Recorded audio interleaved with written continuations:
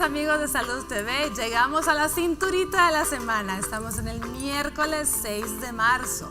Este día hablaremos de una patología que preocupa a muchos padres de familia y por supuesto adultos también, pero preocupa mucho cuando son los niños los que padecen de asma bronquial. De eso vamos a estar hablando este día, aprendiendo todo lo que puede hacerse y si esto se cura o no se cura, en fin, todo acerca de ello. Veamos la cápsula y luego les comento quiénes me acompañan este día.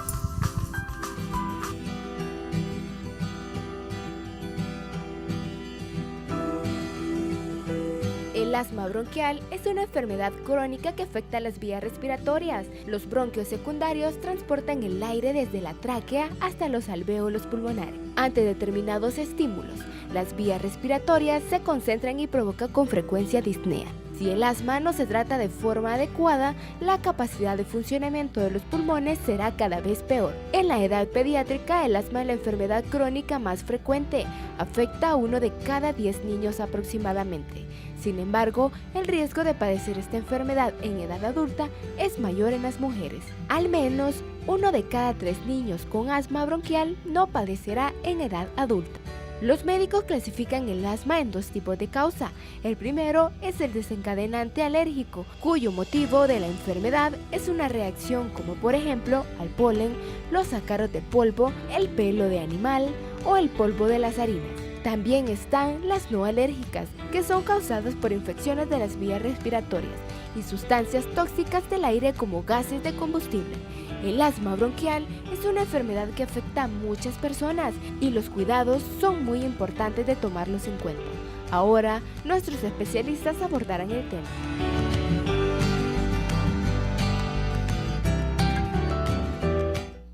Bueno, muy bien. ¿Quiénes nos acompañan este día? Tenemos el gusto de tener con nosotros al doctor Raimundo Sandoval, nuestro gastroenterólogo, que se preguntarán qué tiene que ver. Ya van a ver qué mucho. ¿Qué tal? ¿Cómo está, doctor Sandoval? Bienvenido. Muy bien, buenas tardes. Es un gusto estar nuevamente aquí en el programa. Muchísimas gracias, doctor Sandoval, por siempre estar dispuesto a colaborarnos. Por supuesto, de todos es conocido que las alergias influyen muchísimo es un componente importante a la hora de hablar de asma bronquial, así que nos visita este día el doctor Edgar Sol Monterrey, alergólogo pediatra. ¿Qué tal, doctor? ¿Cómo está? Gracias, doctora, por la invitación y a la madre televidencia por estar a esta hora con nosotros. Muchísimas gracias, de verdad es un placer para nosotros tenerlo por acá. Muy amable, siempre. gracias. Y no podría faltar, neumólogo. Nos visita este día el doctor Boris Salguero, neumólogo pediatra, claro está. ¿Qué tal? ¿Cómo estamos, Boris? ¿Qué tal? Buenas tardes, muy bien. Pues va a ser un tema muy interesante, tenemos un excelente panel para discutir, así que creo que será una buena hora de discusión.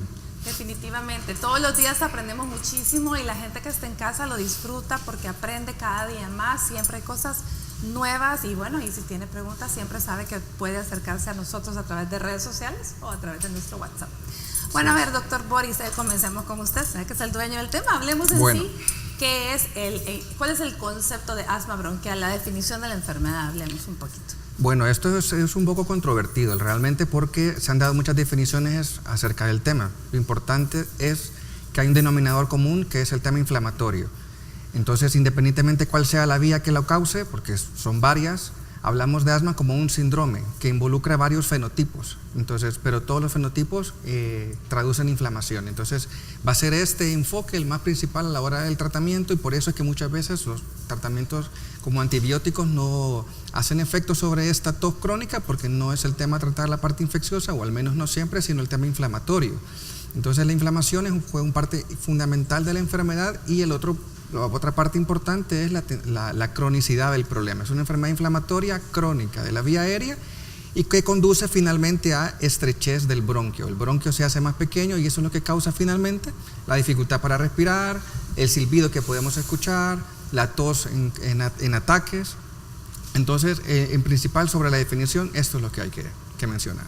El bronquio termina al final estrechándose, pero son estrechamientos que son temporales, como espasmos, o vuelve siempre a la normalidad y bueno, hay un estímulo. Claro, la característica principal del asma es que se conoce que esa inflamación, esta estrechez es reversible, a diferencia de lo que pasa con otras enfermedades en los adultos, en los que esto no sucede.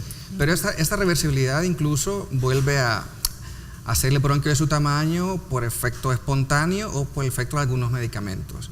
Entonces, y si es agudo el problema, va a haber que tratar esa parte aguda, pero muchas veces también la inflamación no siempre se trata. Y entonces, si la inflamación persiste en el tiempo, esa hiperactividad bronquial va a estar con mayor facilidad, se va a expresar y vamos a tener problemas, y por eso es que algunos padres acusan de que el niño se recupera y en poco tiempo vuelve a estar mal. Se recupera y en poco tiempo vuelve a estar mal. Entonces, es el tratamiento de esa inflamación que persiste en el tiempo lo que nos va a dar finalmente el alivio permanente. Muy bien. A ver, doctor Sol Monterrey, hablemos un poquito de las edades. ¿De quiénes es más frecuente o qué tan temprano puede presentar el niño su primer episodio con el cual podemos decir, ¿será que este niño va a ser asmático? Excelente pregunta, doctora, porque la verdad que el problema al cual nos enfrentamos todos es que no hay un método diagnóstico que alguien le puede decir, con este examen yo puedo determinar que el paciente tiene un problema asmático. No hay un examen que alguien lo puede decir, es el diagnóstico eminentemente clínico. Entonces, al ser el diagnóstico eminentemente clínico, depende de la experticia del médico, de poder determinar efectivamente si un paciente es asmático o no. Esto lo menciono porque en las primeras etapas de la vida es prácticamente imposible diferenciar enfermedades virales tipo bronquiolitis con cuadros de tipo asmático. Es prácticamente imposible, la presentación es idéntica. Entonces, pues, cuando hablamos ya de asma bronquial como tal, después de haber descartado un montón de otras patologías que pueden estar dando síntomas similares, y yo pensaría, doctor, que más o menos de la edad preescolar en adelante es donde ya podemos hablar de un cuadro de tipo asmático como tal. Antes de eso hay muchísimos cuadros virales que efectivamente tienden a confundirse y que efectivamente no son cuadros asmáticos. Pueden cursar también con estos espasmos en el bronquio que estamos hablando y no necesariamente significa. Idénticos. No hay manera de diferenciar entre un cuadro asmático a un cuadro de una bronquiolitis de tipo viral. Estamos hablando de edad preescolar, ¿es que 4 años? 4 años para arriba. De 4 años en Antes adelante. de eso es... Sí. Antes de eso puede ser cualquier cosa. Exactamente. Y la mayor dificultad, como ya lo menciona el doctor, es que no hay una prueba que nos diga esto es asma.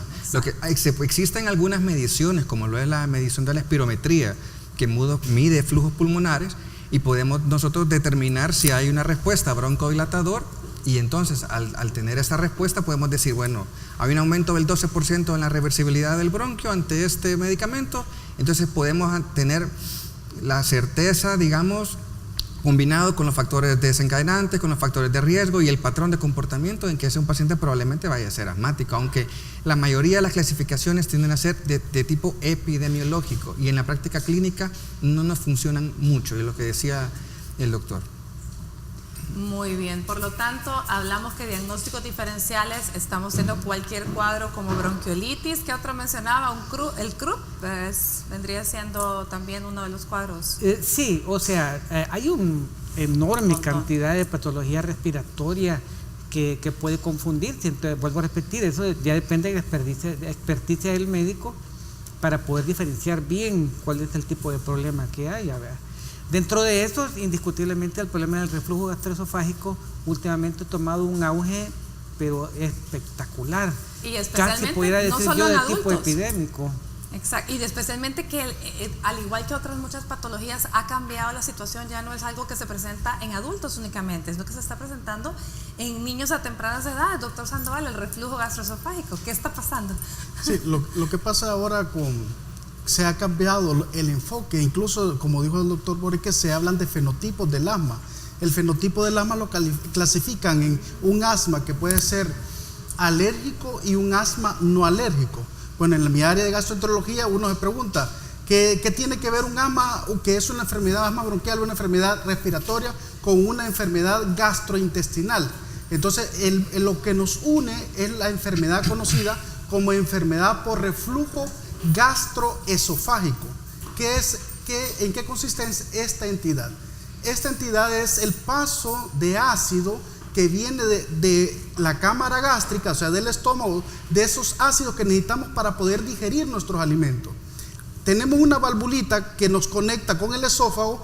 Cuando este ácido puede sobrepasar esta válvula, sube hasta lo que es la boca.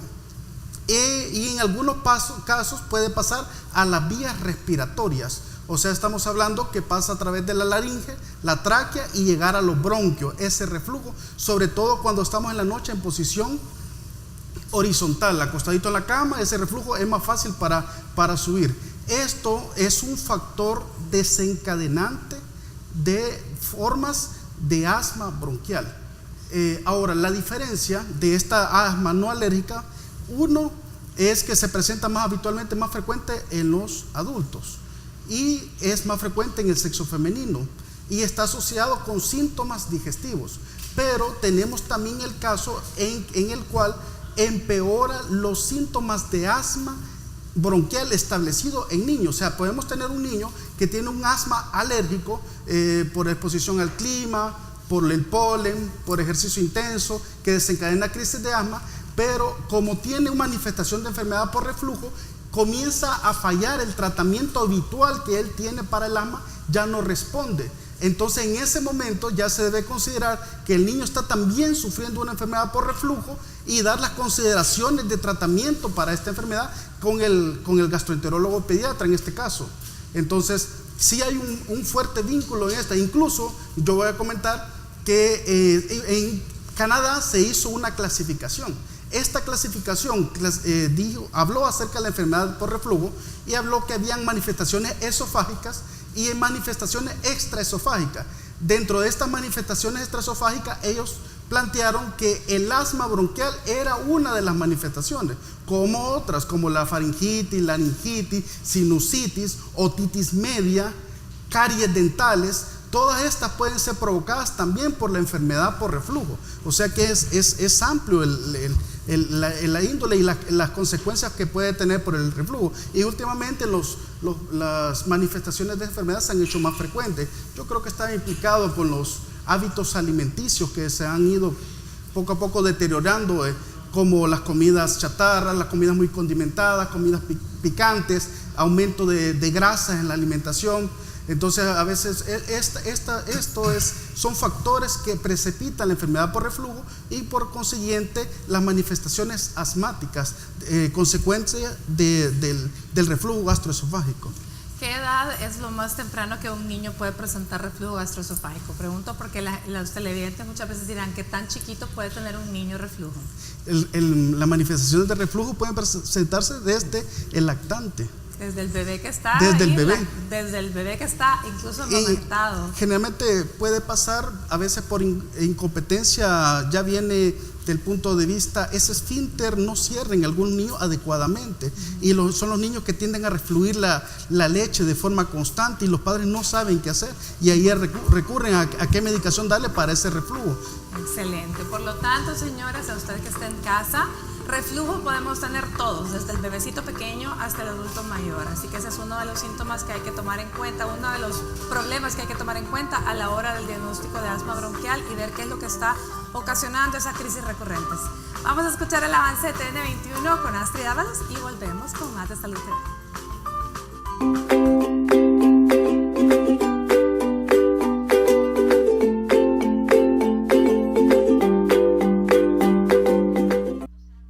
Estás viendo Salud TV.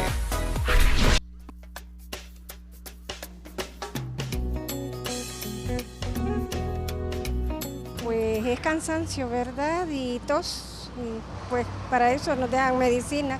Quizás cansancio, digo yo, y al toser que se ahogan. Duele el pecho también, las espaldas duelen. Cansancio, fatiga, algo así, fiebre, dolor. ¿Es posible? Cansancio, ¿verdad? Fatiga, ajá. De repente les hace falta el aire, empiezan a toser, no pueden respirar. Me imagino que dificultad para respirar, el cansancio, tos tal vez. Se cansa uno, ¿verdad? Muy cansado, siente que no puede respirar, ¿verdad?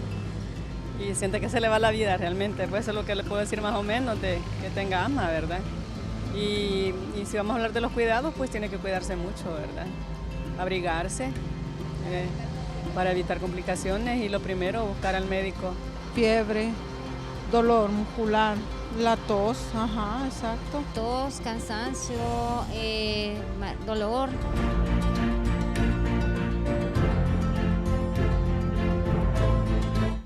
Muchísimas gracias por esa respuesta, siempre tan amable nuestra gente en las calles. ¿Qué le parece la respuesta, Boris?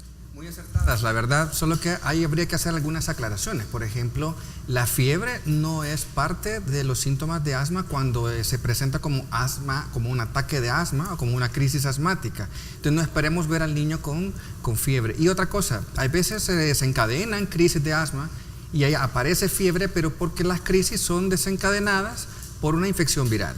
Entonces ahí sí habrá fiebre, pero lo importante es saber que los síntomas del asma es dificultad para respirar, que es expresada por taquipnea, lo que quiere decir aumento de las veces que se respira por minuto, que se pueden ver que las costillas se dibujan aquí en la parrilla costal, que quiere decir que se están usando los músculos accesorios, eso es dificultad para respirar, aleteo nasal, crisis de tos, sensación de falta de aire y opresión torácica. Estos digamos que son los principales síntomas de asma y los padres llegan incluso a decir que el niño se queda completamente sin aire, no para de toser toda la madrugada. Muy bien, bueno, fíjense que uno de los problemas más frecuentes a la hora de tener un niño ya con diagnóstico de asma es qué pasa, mi hijo puede hacer actividad física o no.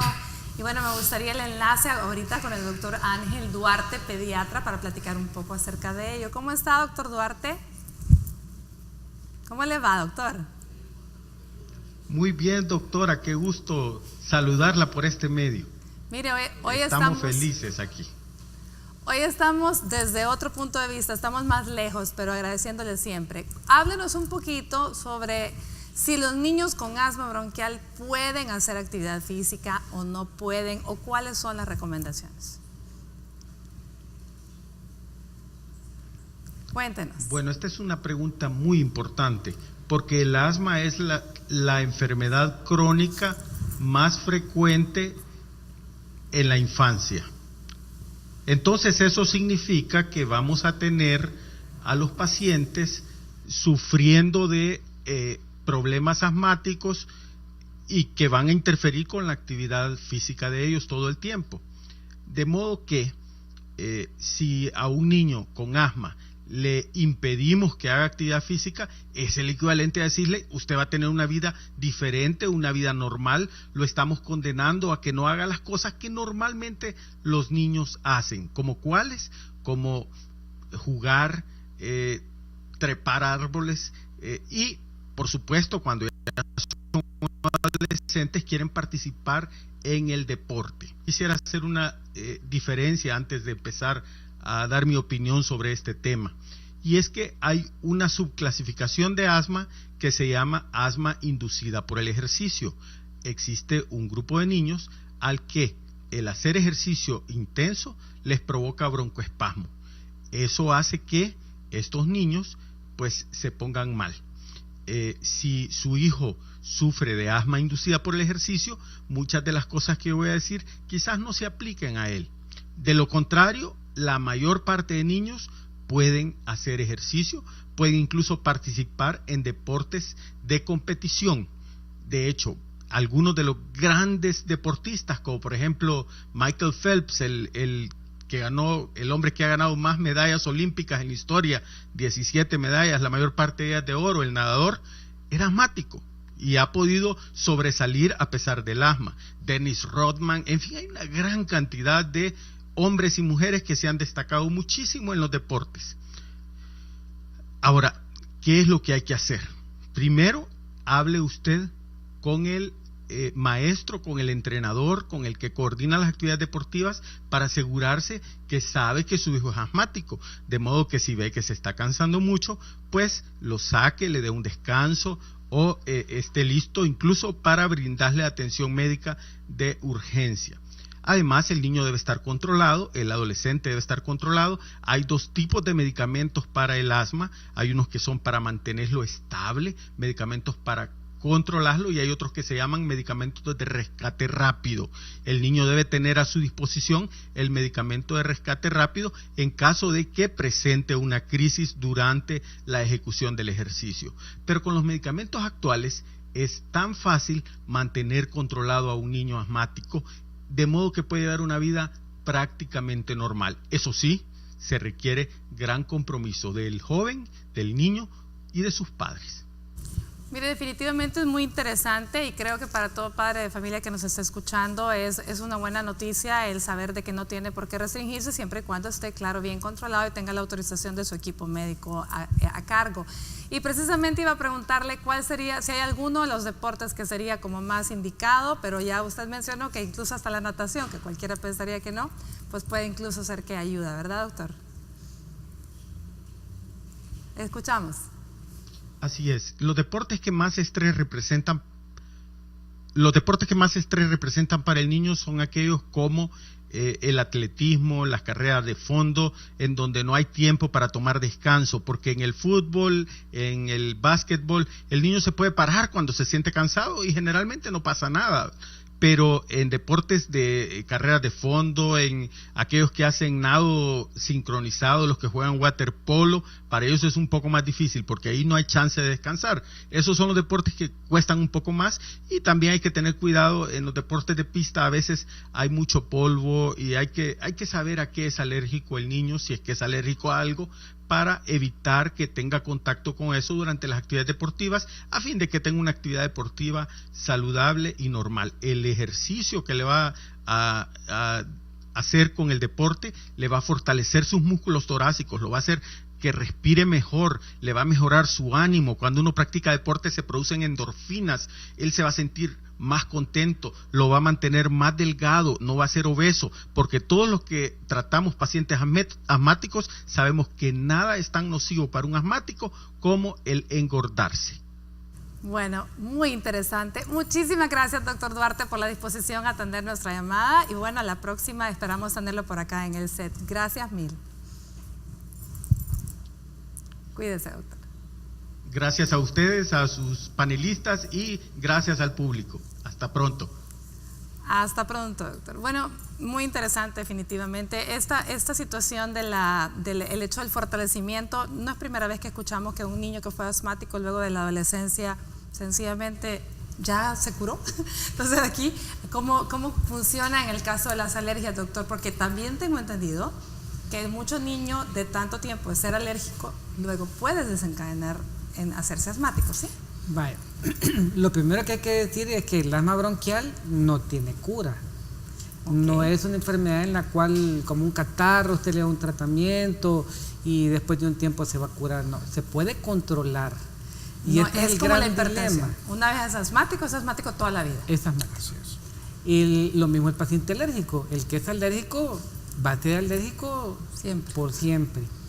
Entonces el dilema es, y lo que la literatura es categórica, es controlar. El paciente está controlado o no está controlado. No hay vuelta de hoja. O está bien controlado o no está controlado. Entonces el labor del médico es llevar a controlar la enfermedad para que efectivamente, como acaba de decir el doctor Duarte, pueda hacer todo el ejercicio que quiera.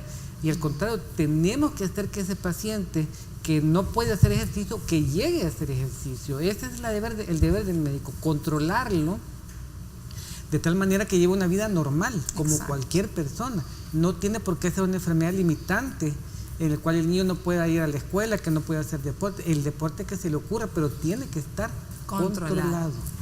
Ese es el punto. Ahora, con el asma, bueno, yo he tenido la oportunidad de ver muchos niños, incluso en los colegios, compañeros de mis hijos, que van jugando fútbol y siempre andan su spray. Ya son adolescentes que ya están realmente muy conscientes de su situación, de su condición, de su enfermedad, y ellos andan su spray, ¿sí?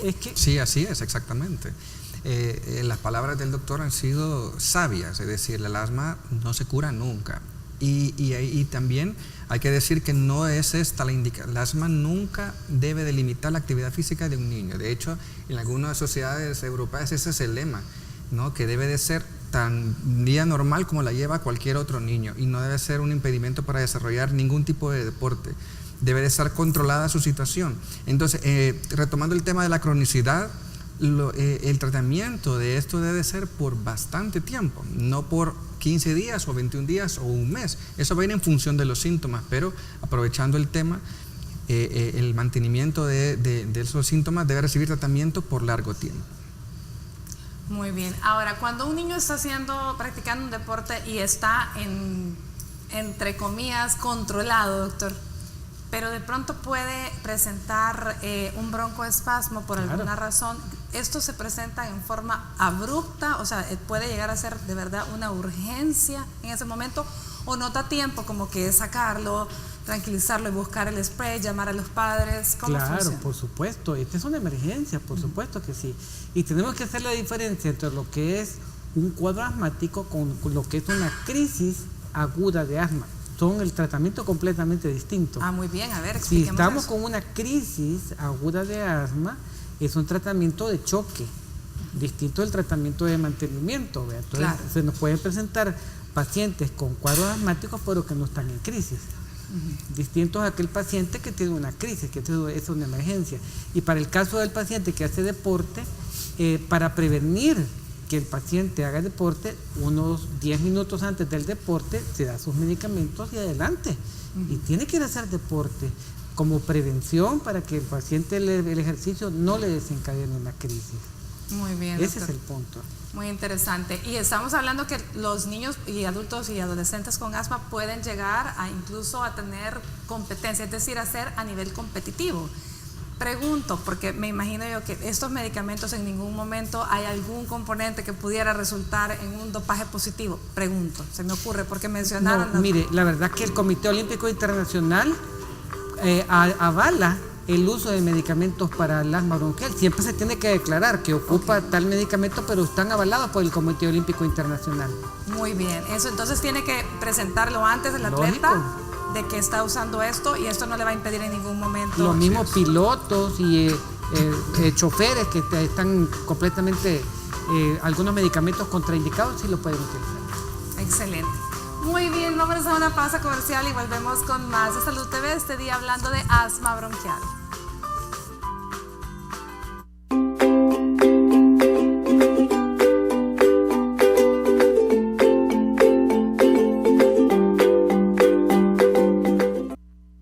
Estás viendo Salud TV.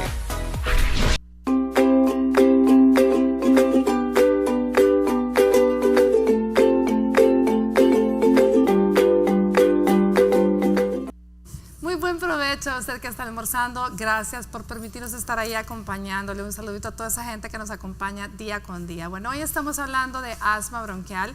Ya dijimos que hay una condición especial que es el reflujo gastroesofágico, que también puede estarse presentando a la vez, concomitante, produciendo una crisis asmática o incluso confundiéndose en algunos casos una cosa con la otra y dar síntomas parecidos.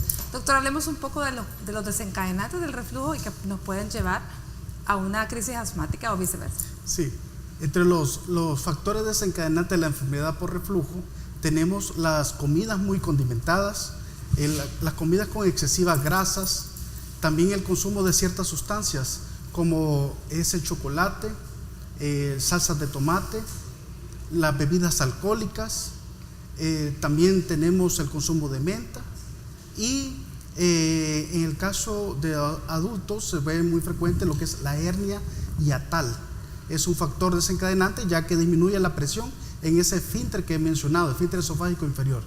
También la obesidad puede ser un factor desencadenante, comer a horas muy cercanas a las que vamos a dormir, o sea, horas tardías, que las personas comen, cenan y luego se van a acostar, ¿verdad? Eso es un factor desencadenante para reflujo. Tenemos en este tema, hay dos parámetros, dos partes muy importantes. Uno, tenemos el niño que sufre de asma bronquial, que ya está diagnosticado, está siendo tratado por un neumólogo, un neumólogo pediatra o un alergista, y de repente comienza a fallar ese tratamiento. El niño hace crisis más intensas de lo normal. Entonces podemos pensar, bueno, ¿por qué ya no me responde? Entonces en esos casos hay que considerar la posibilidad que se haya sobreañadido una enfermedad por reflujo en ese niño. En este caso los cuadros son más intensos. En muchos casos ocurre un fenómeno que le llamamos pirosis. ¿Qué es la pirosis? Es el ardor aquí en el pecho, detrás del esternón, o en algunos casos puede tener síntomas de ardor en la boca del estómago, que dice la gente, la boca del estómago, me va a dar de la boca del estómago. Entonces, esta zona alta de ardor puede dar indicación de que hay un problema digestivo. También síntomas como eructos, hipo, y que sea desencadenante el reflujo. Entonces, ahí lleva ya no solamente el control de sus síntomas, de las crisis, de los tratamientos intercrisis, con medicamentos para el asma, broncodilatadores, sino que además se asocian medicamentos que vayan relacionados con el control ácido. También medidas como de postura, esperar de 2 a 3 horas para acostarse después de comer, elevación de la cabecera de la cama alrededor de 15 centímetros de la cabecera con respecto a los pies, que eso impide que favorezca el reflujo. Entonces, pero tenemos en la otra parte, estoy hablando del caso del que ya es diagnosticado y el paciente que nunca ha sido diagnosticado como asma bronquial, que comienza con cuadros de falta de aire. Esos cuadros se me presentan bastante frecuentes. Vienen con ardor epigástrico, dice que por las noches se despierta tosiendo, con mucha falta de aire, e incluso si lo llegáramos a ocultar en ese momento que hacen las crisis, pueden tener hasta sibilante, o sea, unos sonidos como silbidos a nivel de sus pulmones. Entonces, en estos casos, el mismo reflujo ha dañado esa mucosa, ese tejido respiratorio. El estómago tiene una cubierta que lo protege de ese ácido, pero ese tejido, el tejido respiratorio, la mucosa, lo que lo recubre, no tiene la capacidad para poder resistir a este ácido y genera lo que es un broncoespasmo. O sea, ¿qué es broncoespasmo? Es que se contrae esos bronquios y la persona se le da mucha falta de aire. He tenido varios casos. Fíjese que la literatura dice que es más frecuente en las mujeres, pero en la práctica lo que es más frecuente para mí han sido en hombres. Hombres que se desesperados con mucha falta de aire, que sienten que se ahoga, que les da una desesperación, que nunca le había pasado eso en la vida, y cuando los rastreo endoscópicamente hay esofagitis, o sea que el esófago está quemado, hay una gastritis a veces muy intensa, que es la que está favoreciendo ese reflujo. Y eso es lo que nos inflama el bronquio. Exacto. Entonces, cuando le pongo el tratamiento para esta enfermedad gástrica, esofágica, claro, el paciente responde, mejora sus respiraciones nocturnas, se controla el reflujo y pues mejora, feliz de la vida. A ver, doctor Boris, el manejo del paciente, o el abordaje, mejor dicho, del paciente con una crisis asmática de emergencia que usted ve por primera vez. Correcto. Bueno, el tratamiento de un paciente en crisis asmática debemos diferenciarlo, como ya decía el doctor Sol previamente, es muy diferente al tratamiento de mantenimiento. El tratamiento en crisis de una crisis asmática debe enfocarse en tratar de revertir ese broncoespasmo, es decir, lo que ha ocasionado que ese bronquio se haga más pequeño. Y en ese momento podemos considerar entonces los medicamentos antiinflamatorios, ya sea por vía oral, ya sea por vía endovenosa o por vía nebulizada. Al mismo tiempo que estamos tratando el broncoespasmo, habría que también tratar el proceso inflamatorio, que no va a dejar resolvernos si no lo tratamos a tiempo. Si el paciente entra en una crisis más grave, debemos de administrar oxígeno para mientras resolvemos el periodo más agudo. Y es importante saber una cosa: después de una crisis de asma, el paciente debe de salir del hospital o debe salir de la clínica con un tratamiento de mantenimiento un tiempo prolongado, porque si no, en los próximos días volverá a tener una crisis de asma. ¿Un tiempo prolongado mínimo cuánto tiempo? Arriba de 3 meses. Arriba de 3 meses y luego como volver mínimo. A su control. Y luego volver a control, especialmente si es la primera vez, es un niño que no se ha diagnosticado previamente. Exacto. Debería por lo menos tratarse de 2 a 3 meses. Muy bien. Bueno, también hay patologías nasales que se asocian a asma bronquial, y precisamente de eso nos habla el doctor Juan Caballero Cibrián, otorrinolaringólogo, en la siguiente cápsula. Ya volvemos.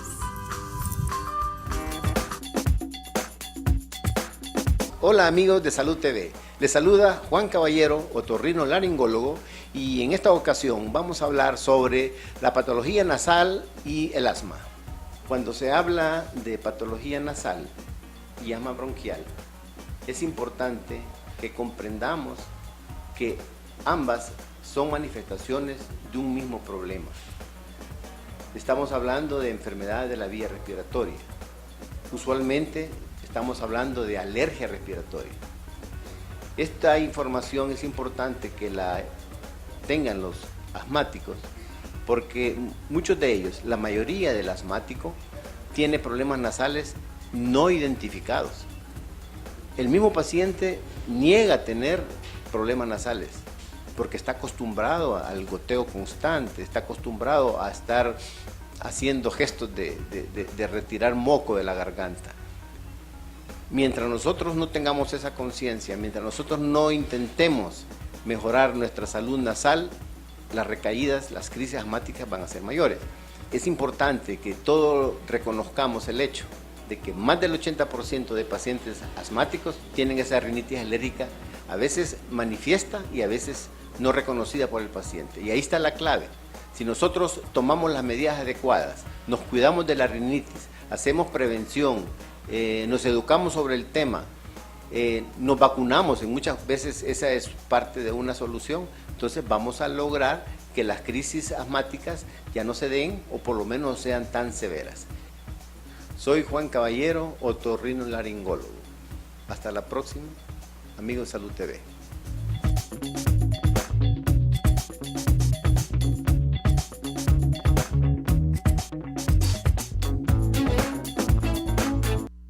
Estás viendo Salud TV.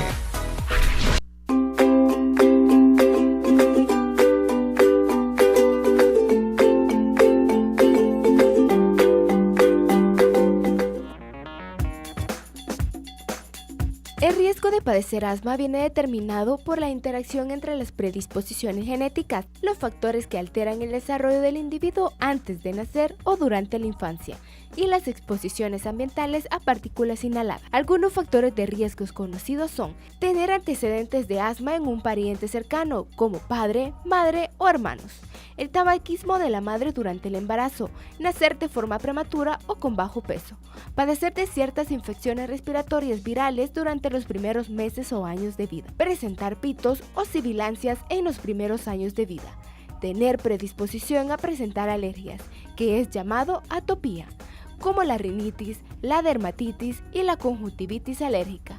Otro factor es la obesidad, fumar o serlo de forma pasiva. Otro de los factores que contribuyen al desarrollo del asma es el lugar donde vivimos. Por ejemplo, están las áreas urbanas e industrializadas, especialmente en zonas donde existe el alto grado de contaminación ambiental, y también las personas que están expuestas a productos químicos como la agricultura, la peluquería o construcción pueden llegar en algún momento de su vida a padecer de esta enfermedad, ya que el ámbito laboral donde trabajan están contaminados.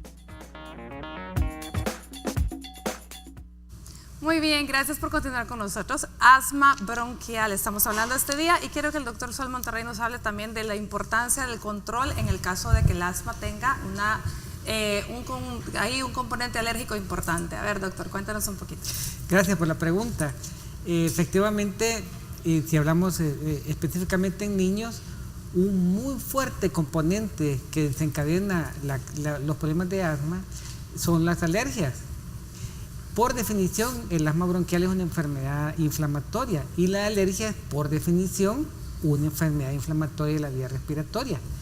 Pero no podemos separar la vía respiratoria alta de la vía respiratoria baja, no se puede separar. Entonces tenemos una cantidad enorme de gente que tiene patología de la vía aérea superior, y ese es el gatillo desencadenante de los cuadros bronquiales.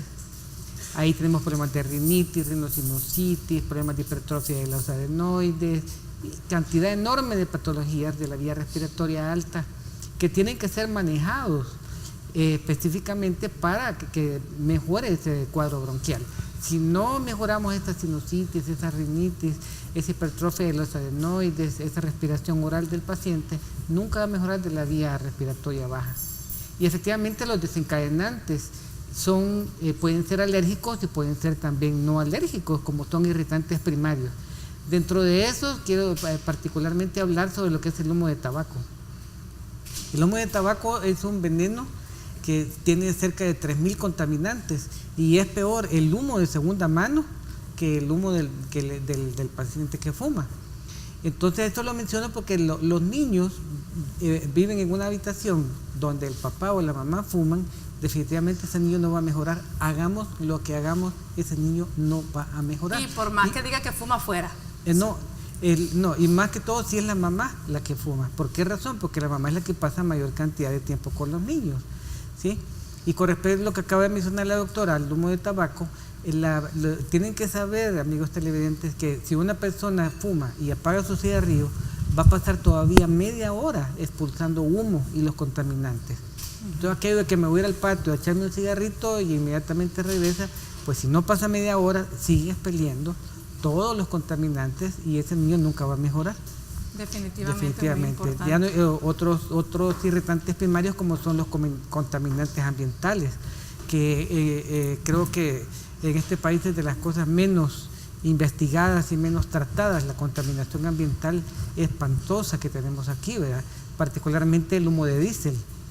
El humo de diésel está bien determinado que empeora tremendamente los cuadros de alergia, ¿verdad?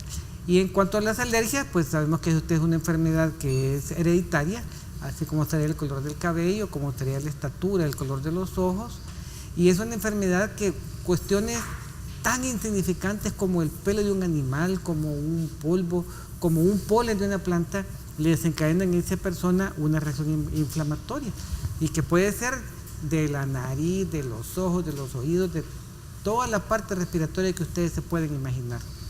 Entonces tenemos que identificar bien cuál es el factor que está desencadenando esa inflamación. Si es una irritación o un fenómeno irritativo, si es un cuadro alérgico, efectivamente cuestiones hereditarias, es todo un mundo de cosas.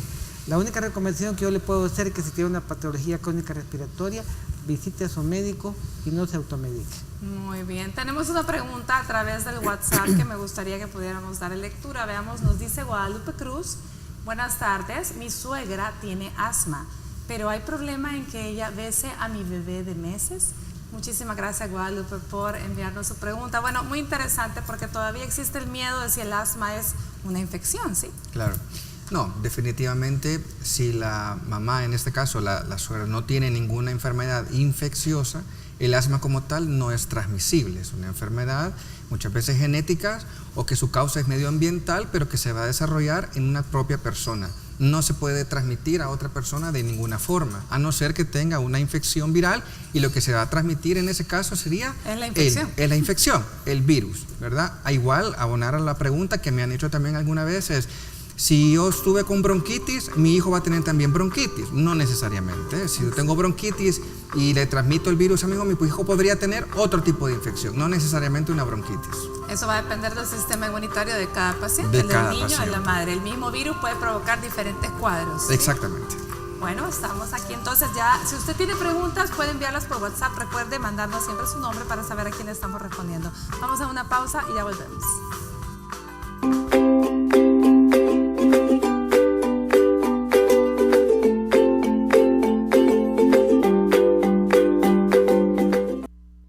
Estás viendo Salud TV.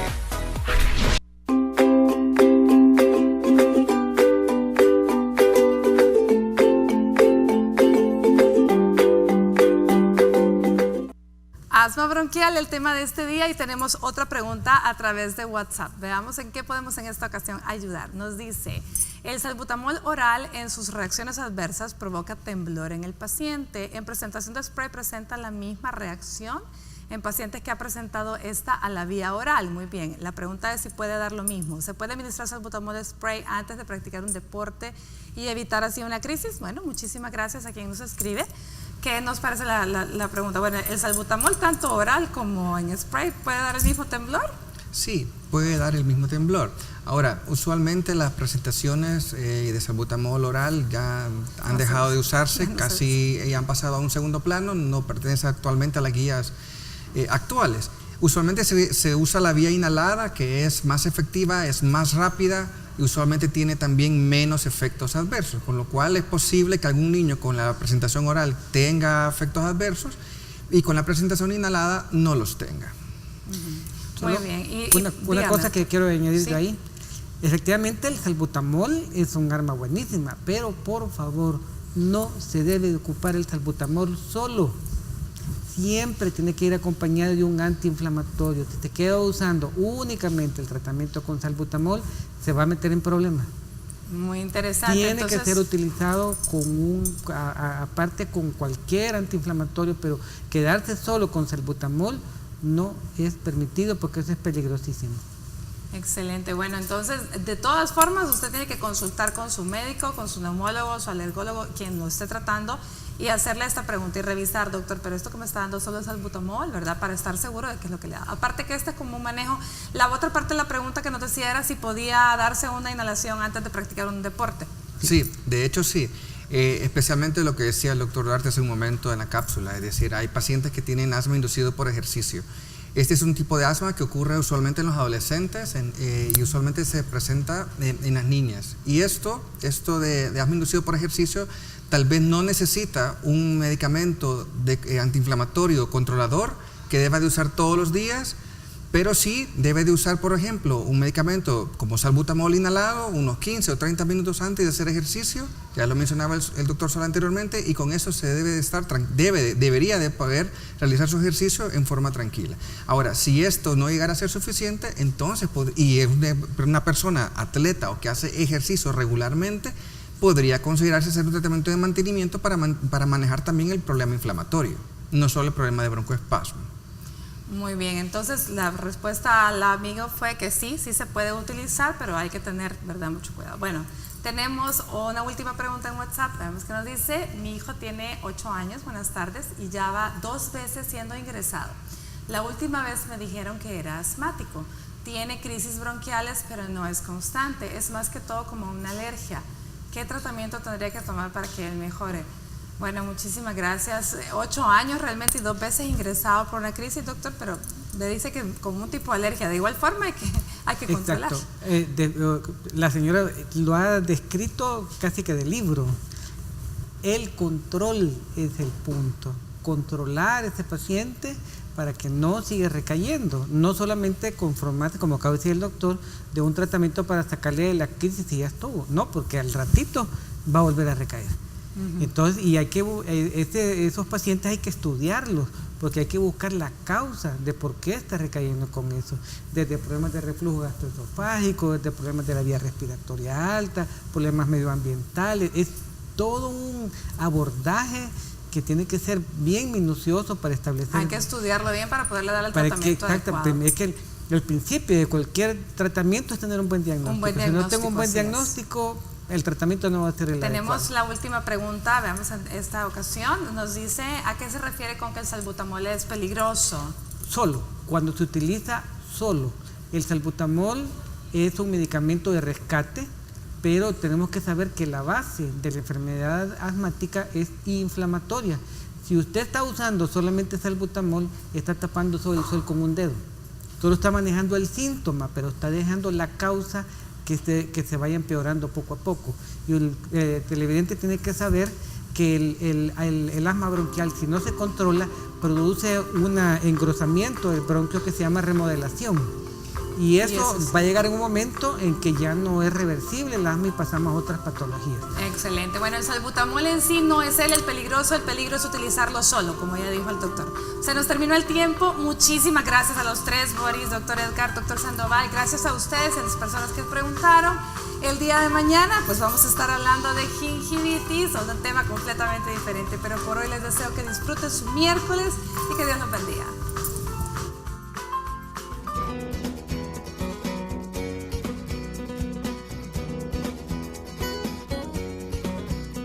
Todos los pacientes con asma bronquial saben que deben tomar en cuenta una serie de consejos para tener una vida sana y evitar complicaciones o tener episodios.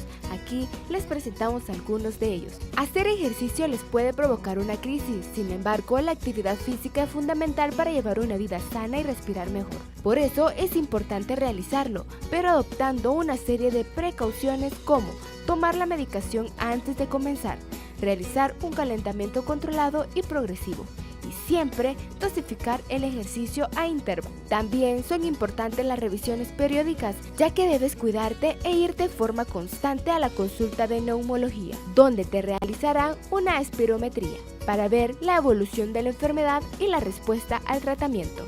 Es fundamental que tomes la medicación todos los días, generalmente inhalada, aunque te encuentres y sientas bien. De esta forma la inflamación está controlada, evitando así la aparición de crisis.